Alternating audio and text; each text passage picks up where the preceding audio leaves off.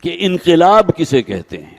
انقلاب کے لفظ کو اگر غور کریں گے تو قاف لام اور با اس کا مادہ ہے قلب۔ قرآن حکیم میں مختلف انداز میں استعمال ہوا، یوم تقلب وجوہہم فی النار، جس دن ہم انسانوں کے جہنم کا ذکر کیا جا رہا ہے، جہنم کی آگ میں انہیں الٹتے پلٹتے رہیں گے۔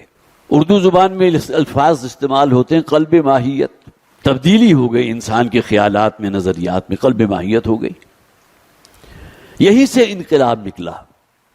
انقلاب کے معنی کیا ہے؟ ایک تبدیلی، اور خاص طور پر اگر آپ اسلامی انقلاب کو اپنے ذہن میں رکھیں گے تو مکمل تبدیلی، جس میں انسان کے عقائد، اس کے نظریات، اس کے تھیمز، اس کے سوچنے کا انداز، اس کا لین دین، اس کا اخلاق، اس کی سیرت، اس کے شب و روز، اس کا کاروبار، تجارت، ہر شے تبدیل ہو جاتی ہے۔ اس لیے کہ اسلام دین ہے، مذہب نہیں ہے، کوئی مسلک نہیں ہے، جس نے پورا ایک مکمل نظام ہمیں دیا۔ دین اسلام، ان الدین عند اللہ الاسلام، دین ہے کیا؟ ایک مکمل نظام زندگی۔